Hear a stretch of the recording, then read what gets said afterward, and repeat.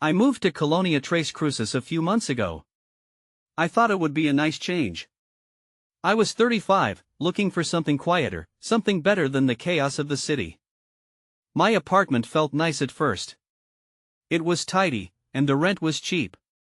I was happy, or I thought I was, but then, on my second night, I woke up around 2 a.m. I saw strange lights flickering outside my window. At first, I thought it was just kids playing with fireworks. But the way those lights flashed made my stomach twist. It felt odd, like they were trying to say something I couldn't understand. The next night, they came back. The lights flickered more violently, almost desperately. I could hear soft murmurs too, like whispers mixed with some thuds. I felt uneasy in my own home, like eyes were watching me. My heart raced every time the lights danced outside. Was I imagining things? I thought maybe I was losing it. Soon after, I noticed my neighbors acting strange. Whenever I went outside, they'd look away, avoiding my gaze. They whispered to each other, seeming nervous or scared.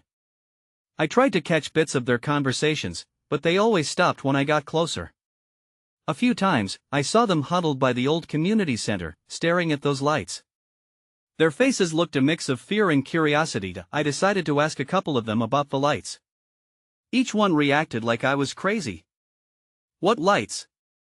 They'd say, their eyes wide. I felt ridiculous, like I was the only one seeing them. I spent evenings pacing my apartment. Could I really be going mad?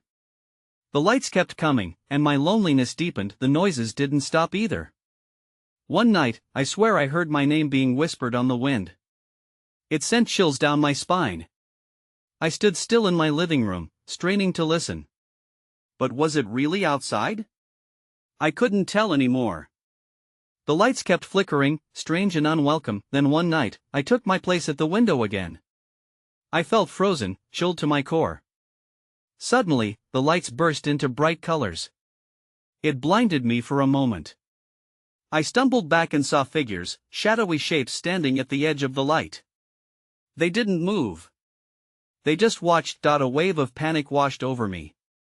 I realized I wasn't alone in this. There was something shared here, something dark. I turned around, hoping to find reassurance in my living room. Then, I heard a knock at the door. My heart raced. "Daniel?" A voice called from outside. I froze. Who was that? I glanced back at the door. My gut twisted as I realized no one was there. The air felt thick and heavy. I backed away from the door, breathless. What was happening in this town? What were those lights really trying to say? I barely slept that night. My mind raced as I lay in bed, every creak of the apartment feeling like a push against my sanity. I could still hear the faint whispers dancing in my mind. The voice calling my name had wrapped itself around my thoughts, squeezing the last shards of calm from me. I needed to get to the bottom of this. The next morning, I decided to venture further into Colonia Tres Cruces. I wanted to gather information, find someone willing to talk. As I stepped outside, the air felt heavy, like the sky was pressing down on me.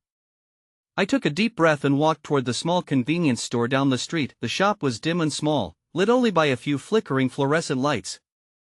I noticed a couple of locals inside, their heads bowed low over magazines, whispering. Their hushed tones ceased as I entered. I approached the counter, heart thumping. "Do you know anything about the lights?" I asked the cashier. She stiffened, her eyes darting towards the door as if expecting someone to listen in. "What lights?" she said, her voice barely above a whisper. I felt the skin on my neck prickle. "You don't have to pretend. I see them." Her gaze darkened. "It's not safe to talk about that here." My guts twisted in knots. "Why? What do you know?"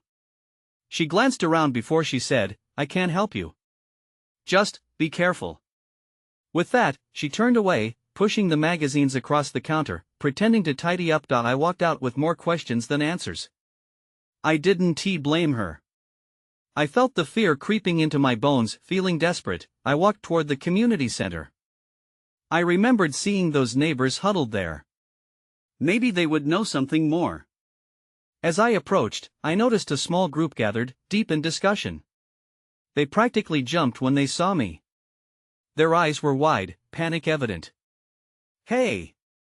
I'm just trying to understand what is happening here," I called out, but they muttered to one another, voices trembling. Suddenly, one of them broke away and rushed towards me. It was a woman, her face pale. "You have to leave," she said, urgency dripping from her voice. "You shouldn't be here. They're watching." I looked back at the others. They'd gone silent, looking around as if expecting something to pop out from the shadows. "Who's watching? What are you all so afraid of?" She hesitated but finally whispered, "You've seen the lights, haven't you? They don't mean well." The ground felt like it was pulling me down. I nodded, fear gnawing at my insides. "What do you know about them?" Before she could answer, a loud thud echoed in the distance, followed by the air growing thick with tension. Everyone turned to look. I felt a chill crawl up my spine. The lights were back, pulsating fiercely in the sky. I couldn't help myself, I peered towards the flickering glow, that's when I saw it. A figure standing beneath the lights, just outside the community center. It seemed to be watching us, its shape indistinct. The air crackled around it, humming with energy, and I felt dread pooling in my stomach. "Run!" Someone screamed, and just like that, chaos erupted. I turned to flee, but a strong grip pulled me back. My heart raced. "Don't look at it!" the woman shouted. But the need to know was too great. I glanced back one last time. The figure was closer now, its shape becoming clearer, a dark silhouette against the glow of the lights. I couldn't shake the feeling it was calling to me, then everything went dark. I woke up sprawled on the ground, my head pounding. The chaos from moments before felt like a distant memory, a fading echo. I blinked, trying to make sense of my surroundings. The community center was empty, the chairs overturned, papers scattered everywhere like fallen leaves. I sat up slowly, the cool cement chilling my skin. "Hello?" I called out, my voice trembling. No answer. I pushed myself to my feet and stumbled towards the door. The air felt stale, like everything was holding its breath. I stepped outside, the sun now hanging in the sky, a stark contrast to the dark I'd just emerged from. Colonia Tres Cruces looked normal, yet the memory of that figure lurked in my mind. Its shape, its energy felt tangible, almost alive. I needed to find someone who could help me understand this. The neighborhood felt eerily quiet. I headed down the street toward the park, hoping to find the woman from earlier. Maybe she had more to say. Maybe she was still there. As I approached the park, I noticed a small group gathered near the swing set. They were whispering again, their eyes darting around like prey. I walked over, my heart pounding. What happened back there? The group fell silent, their gaze shifting towards the horizon where the lights had last appeared. "We saw it too," one man finally spoke, his voice cracking. "But we didn't stay to find out." "Someone has to know something," I said, pushing for answers. "What do you know about the figure? Why is it here?" A woman stepped forward. Her face was drawn, her eyes glazed over. "It's not just the lights. It's worse than you think." She glanced behind her as if the shadows might hear. "We've seen strange things, people acting oddly. Some disappear. And others change." "Change?" My mind raced. "In what way?" "They start to act out. Things that don't make sense. It's like they're not themselves anymore. And we think it's connected to the lights." I felt a chill run through me. "So you're saying the lights are causing this? Or something else is causing the lights," she murmured, fear lacing her words. "Whatever it is, it's coming for you too. You need to leave. It'll find you if you don't." Before I could respond, a quick flash cut across the sky. I looked up and saw a flicker of light, almost like a distant star, but it pulsed in sync with my rapidly beating heart. "See?" someone gasped. "It's back." The group scattered in every direction, panic spreading like wildfire. I turned, unsure of where to go.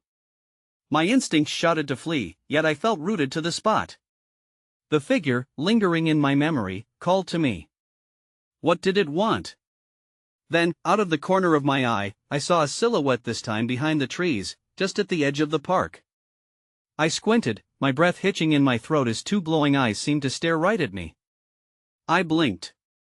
It was gone. The fear paralyzed me, holding me in place. I realized then, whatever was happening in this town, it was far from over.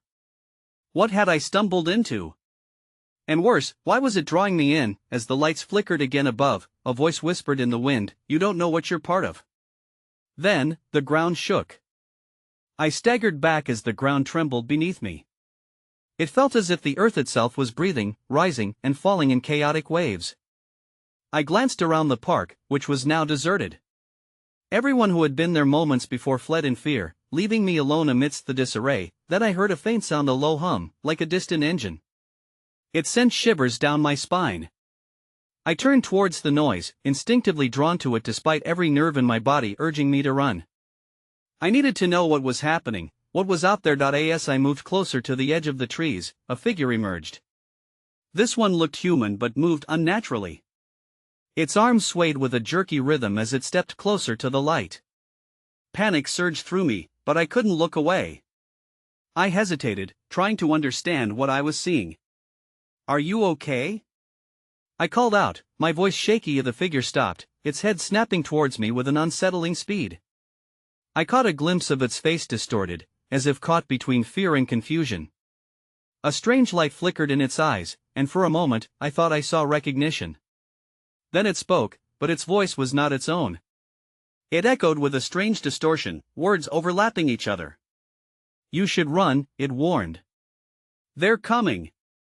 Before I could ask who was coming, the figure turned and dashed into the woods, disappearing as quickly as it had appeared. I stood frozen, processing what had just happened. Had I really heard it say they? What did it mean? With my heart racing, I turned back to the direction of the park. The familiar sounds of laughter and play had returned but felt ghostly, as if the park was still alive despite the chaos that had just unfolded. The swings creaked without any movement, the slightest surface glimmering under the sun. I felt an overwhelming rush to leave, but a part of me clung to the hope that I could find the truth. Then, my phone buzzed in my pocket. I fished it out, heart in my throat. A text popped up from an unknown number: "Meet me at the old fountain. There's something you need to see. Trust no one." A chill settled over my spine. Would this be another trap? Or a chance for answers? I glanced over my shoulder, half expecting the figure to return or someone else to appear.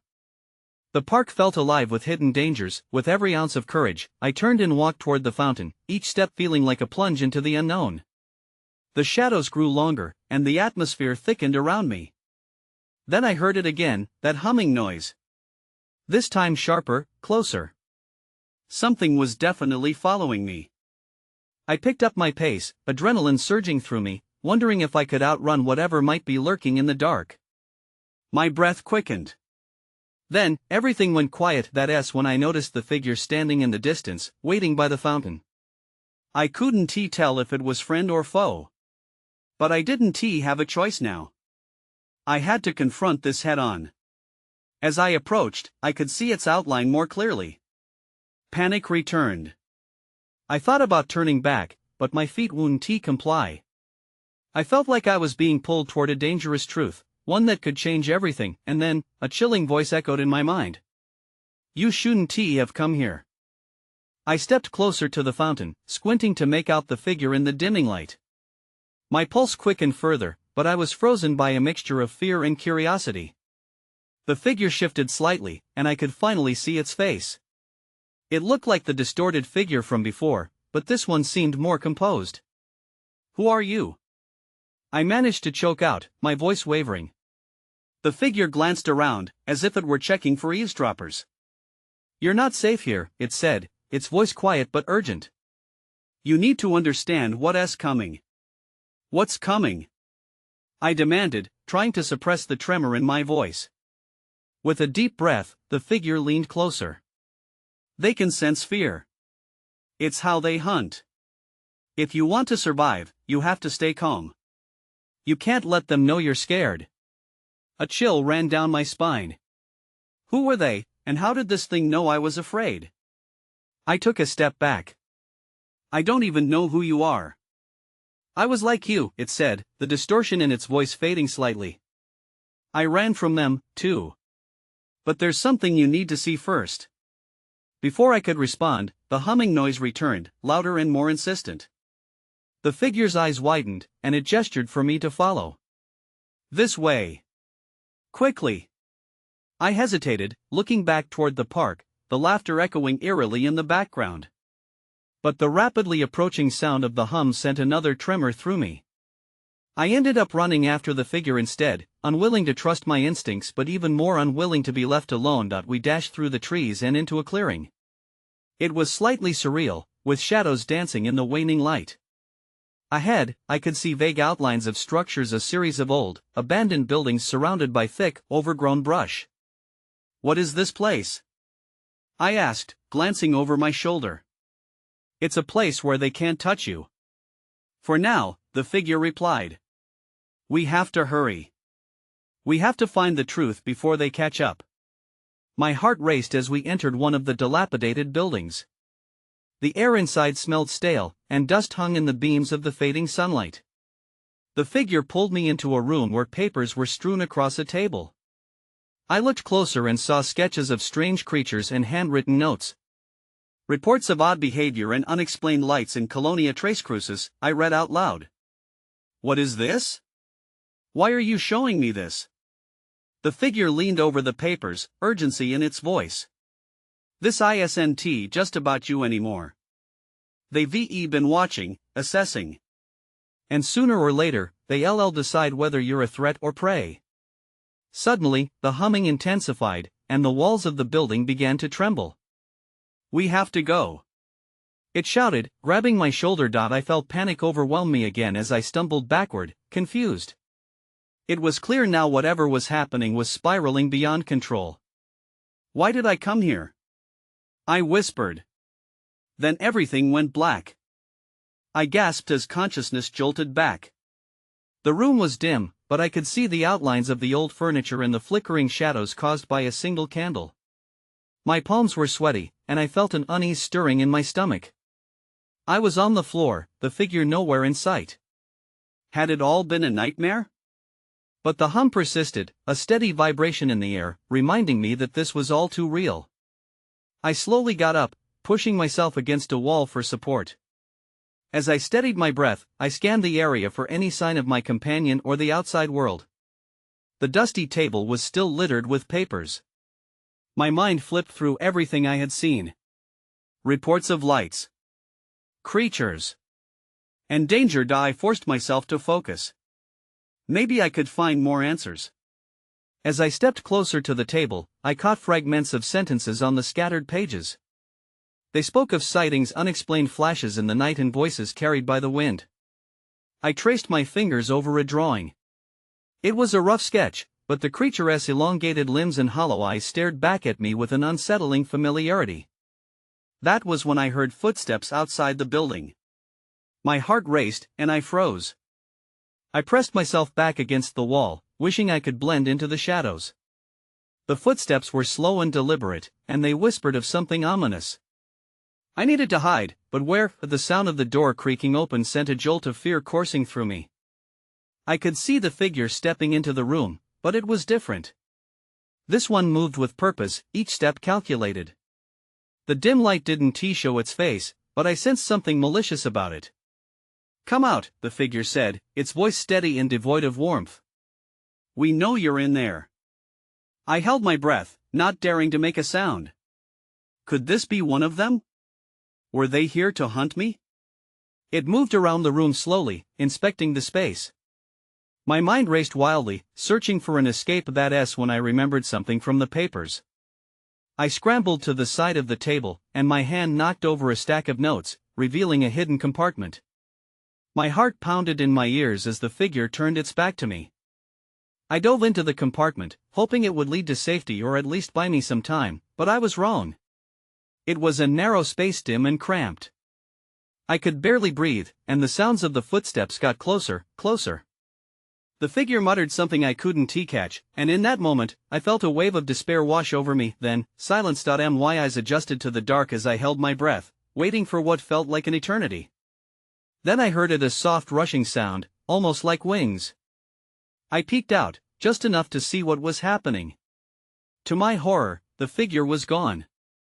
In its place was something else, a strange shadow looming in the doorway. And its eyes were locked onto my hiding spot. I barely had time to react before it lunged toward me. My pulse raced as I scrambled backward, bracing for impact. I twisted to the side as the shadow lunged for me, but it passed through the space where I had just been, crashing against the wall with a sickening thud. My hands shook as I struggled to comprehend what had just happened. The air was thick with an unsettling energy, and the hum grew louder, almost alive. I needed to act fast. I wriggled deeper into the compartment, desperate to stay out of sight. The shadow stumbled, then turned toward me with an otherworldly intensity in its gaze. There was no doubt now, it was not human. It was a creature comprised of darkness itself, shifting shapes as if it were made of smoke. The chill in the air made my breath hitch in my throat. Suddenly, I remembered the papers scattered on the table. They weren't just reports, they were warnings.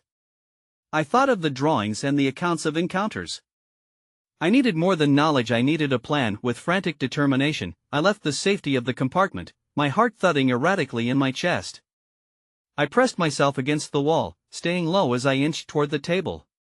The rush of air from the creature's movement brushed my skin, igniting a spark of terror. I could feel its attention on me, like a predator sensing its prey. I grabbed a nearby shard of broken glass, my fingers trembling as I held it tightly. It wasn't much, but it was better than nothing. Taking a breath, I steeled myself for what was coming next. As I glanced around the room, my eyes fell upon the papers again. I needed to focus. There had to be something here to help me. I began to sift through the notes quickly, my mind racing. A flicker of movement caught my eye. There, half hidden under a pile of reports, was a photograph. I snatched it up, holding it close to the candleless flame. It showed a gathering of townsfolk, faces etched with fear. But what struck me were the odd lights illuminating the background, almost ethereal in nature. A chill cascaded down my spine as I recognized the area. It was near the old quarry, the same place mentioned in those creature sightings. A sudden noise startled me from my thoughts. The creature was moving again, its form shaping and reshaping as it searched the room. I quickly tucked the photograph into my pocket. I had to leave. Now I slipped out of the room, cautiously edging through the door. As I stepped into the dim hallway, the hum intensified. A fresh wave of panic rushed through me as I recalled the other papers, a mention of someone named Elena, involved in the research of these phenomena. If I could find her, maybe she would know how to make sense of everything. But just as that thought solidified, I heard a low growl rumble from behind me. I didn't look back. I turned and ran, my pulse echoing in my ears. Then, out of nowhere, the lights began to flicker around me. I skidded to a halt. Something was happening. Something big. Instinct told me to move forward, but doubt took hold. I had to choose, follow the light or face the creature behind me. That's when I remembered the photo. If Elena knew something, perhaps the flickering lights were a sign. Maybe they were linked. But as I made my choice, a voice echoed from somewhere, chilling me to my core. It knows you're here. And in that instant, everything changed. I took a deep breath, shaking off the fear. The flickering lights seemed to pulse, almost beckoning me. I hesitated for just a moment longer, the growl still rumbling menacingly behind me. I couldn't let the creature find me. I had to move. With my heart racing, I sprinted toward the light. Each step felt heavy, as if the very ground was resisting me. The hallway stretched endlessly, shadows dancing at the corners of my vision. A slight shift in the air confirmed the creature was in pursuit. I felt its presence cold and relentless. Then, just as I neared the classroom, the flickering light coalesced into a steady beam, illuminating a door at the end of the hall. It wasn't just a door, it was a way out. I could feel the urgency growing inside me. I pushed onward, forcing myself to ignore the creeping dread that almost paralyzed me. I reached the door, gripping the handle tightly. In a burst of adrenaline, I yanked it open.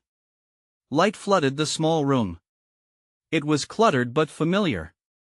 Old desks, walls covered with peeling paint, and a single window that looked out over the expansive quarry.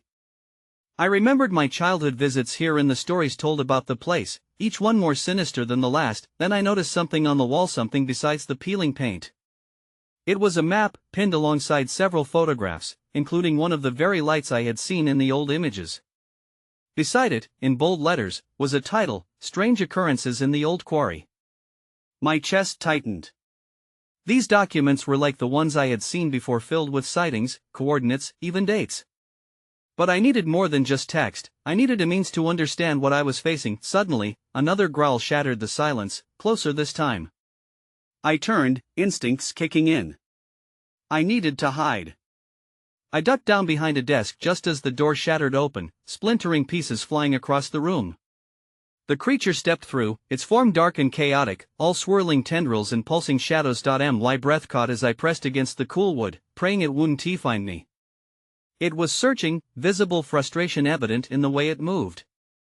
I could see it moving methodically, as if it was trying to draw me out. Then, I spotted an old trunk in the corner. It could be a risk, but I had no time. I made a dash for it, adrenaline surging again.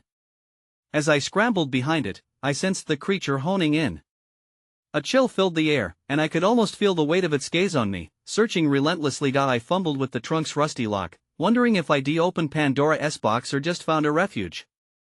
As I pried it open, my heart sank. Inside were old tools, dusty journals filled with scribbles, and a familiar leather-bound book marked Elena's diary. But then, before I could grasp its significance, I heard a voice echoing in the darkness. "You're just like the others." Panic washed over me. Who were the others? I turned back to the trunk, hands shaking as I rifled through the items, desperate for answers. Nearby, the creature was closing in, and with each heartbeat, I felt the grip of dread tighten. And that's when everything went dark. I woke up in a daze, my body stiff and heavy against the cold floor. The air was thick with dust, and the faint smell of mildew filled my nose. I blinked, trying to catch my breath. My heart raced as the memory of the creature surged back. Had it found me? Panic surged as I glanced around. The trunk was still there, cracked and rusty, but the creature was gone. For a moment, silence enveloped me. Then I recalled the voice. "You're just like the others." Who were they? My thoughts raced as I reached for Elena's diary, my fingers brushing against its worn cover. As I opened it, yellowed pages crinkled beneath my touch. The scrawled handwriting was shaky, but I could make out some entries. Each one spoke of strange happenings, flickering lights, shadows lurking just beyond sight, and a growing sense of dread. "Every night, the darkness seems to come alive," one entry read. "It's as if the quarry is calling to us, drawing us closer." The words sent a shiver down my spine. While I read, a low rumble echoed from the door, jolting me back to reality. I looked up, heart pounding. The door was slightly ajar, splinters still hanging where it had been kicked in. I could hear something shifting outside, dragging against the ground. My instincts screamed at me to hide again, but I needed to know what was happening. I slowly approached the door, peering through the narrow gap. My stomach dropped when I saw movement in the shadows outside. There were more figures, humanoid shapes, but twisted and wrong. They were standing just outside the room, murmuring in hushed voices. I couldn't make out the words, but the sound sent a chill through me. Are they like the creature? I whispered to myself, stunned by the realization. I stepped back, clutching the diary tightly. Just then, a loud crash sounded, making me jump. One of the figures had stumbled over a piece of debris, falling to the ground with a heavy thud. Instinctively, I ducked down, adrenaline shooting through me. I had to find a way out. Suddenly, I noticed a small window above the trunk. It had been blocked, but with enough effort, I could clear it out. I had to escape before the figures realized I was in the room. I scrambled back to the trunk, moving obstinately through the clutter. I pulled out old tools and papers, frantically clearing a path. Above me, footsteps grew louder, and the voices murmured again. I finally pushed the last piece of debris aside, my heart racing with hope. But as I stood to reach out for the window, I felt a cold presence wash over me. I froze. That's when I saw a figure looming just inside the door, eyes glinting in the dim light, a twisted smile stretching across its face. "You're just like the others," it whispered again. Terror gripped me, and every instinct told me to run. But where could I go now? I ran. I don't know how I got the strength in that moment. Maybe it was the number of lost souls I felt closing in around me, or perhaps a final surge of adrenaline in response to the twisted darkness before me. I tore through the clutter of the room, hardly aware that my legs were carrying me toward the blocked window. The figure, its form shifting like liquid shadows, was relentless. I hurled myself at the window, pushing and pulling until I finally dislodged the last remnants of debris. A small opening emerged enough for me to wriggle through. I swiped the diary and barely glanced back as I leaped toward freedom. The cool air washed over me like a wave as I landed outside, bracing myself against the rough ground. I took a quick inventory. I was in a narrow alley between two buildings, the sunlight painting the world in overexposed brilliance. I could feel the terror only moments behind me, the echo of the growl still resonating in my ears. Where do I go? I muttered, looking around desperately. The flickering lights flashed overhead, their erratic dance disrupting the daylight. I followed that pull, instinct guiding me back toward the quarry. Perhaps I could uncover the answers I needed. As I ran, the whispers grew louder, almost tangible in the air around me. I clutched the diary as if it was a lifeline, flipping through pages until I stumbled upon an entry about the gathering. Elena had documented a night where the townsfolk congregated by the quarry under those very lights. According to her, it was as if something had awakened a creature that thrived on fear and the unknown. "They become part of the shadows," one line pierced through my confusion. "They vanish, but their essence remains essence?" I whispered, dread creeping in again. The townsfolk losing themselves, becoming like the figures I'd seen. Was I headed toward that same fate? By now, I had reached the edge of the quarry. The ground dropped away into darkness, and the flickering lights danced overhead as if they beckoned me to come closer. The whispers urged me on, the weight of their fear tangible in the air. Suddenly, I heard the sound of footsteps behind me, heavy, purposeful strides that echoed off the rocky landscape. I ignored the instinct to look back. I couldn't afford to falter now. I pressed further onto the quarry's edge, scanning the dim terrain for anything alive, someone who could help, someone who could tell me how to end this nightmare. The lights above pulsated more violently, casting an unnatural glow on the rocky crags. Without thinking, I shouted, "I'm here. I want to understand." My voice, though trembling, felt defiant against the encroaching fear. In response, the lights flared, then dimmed momentarily before concentrating directly above me. The world felt like it held its breath. And there, hanging in the heavy cloak of darkness, I saw something, a figure, suspended in that brilliant glow. Everything inside me screamed to run, yet I was transfixed. The closeness of the light felt inviting and terrifying all at once. My heart raced. What did it want? I could almost hear my own name. It pulled at the threads of my mind like an echo of a distant memory. Then, voices joined the light, a cacophony of fear and sorrow, blending into a haunting chorus. Join us, the whispers called, now sounding familiar, like old friends, lost souls beckoning home. In that moment, I didn't know if it was safety I sought or the truth of this place. My instincts screamed at me to run, but my feet remained rooted, caught in a web of those glimmering lights. And as the air thickened, I understood. They wanted me. They were calling. But were they friends or foes? I took a deep breath, feeling the cold sweat bead on my forehead. "Okay," I resolved. "Show me what you want." The energy shifted, the whispers fused and intensified, and then everything went dark again. I woke up feeling the warmth of the sun on my skin and the sounds of distant laughter drifting through the air. Confused, I opened my eyes to find myself lying on my lawn back home. The neighborhood was quiet, the chaos of Colonia Tres Cruces felt like a fated nightmare. I bolted upright, my heart thundering in my chest. Had I escaped? Or was this another layer of that waking dream? As I looked down, the diary lay open beside me. I flipped through its pages once more, but all I found were blank spaces where the haunting entries had once been. I stumbled to my feet, my mind racing. I moved away from Colonia Tres Cruces, but the memory of the lights lingered in my thoughts. Occasionally, I catch glimpses of flickering shadows dance in the periphery of my gaze, hear whispers echo through the wind. Sometimes, I find myself staring up at the night sky, half expecting the lights to reappear. I still think about that place and what lurked beneath those ominous lights. I wonder what became of the townsfolk and the creature that haunted them, unsure if I had truly escaped or merely shifted into another version of the same reality. Months have passed, but every once in a while, on particularly quiet nights, I dare to look outside and wait, unresolved questions twirling above me like fireflies under the stars. I've never gone back, but I will always wonder if the quarry is still calling.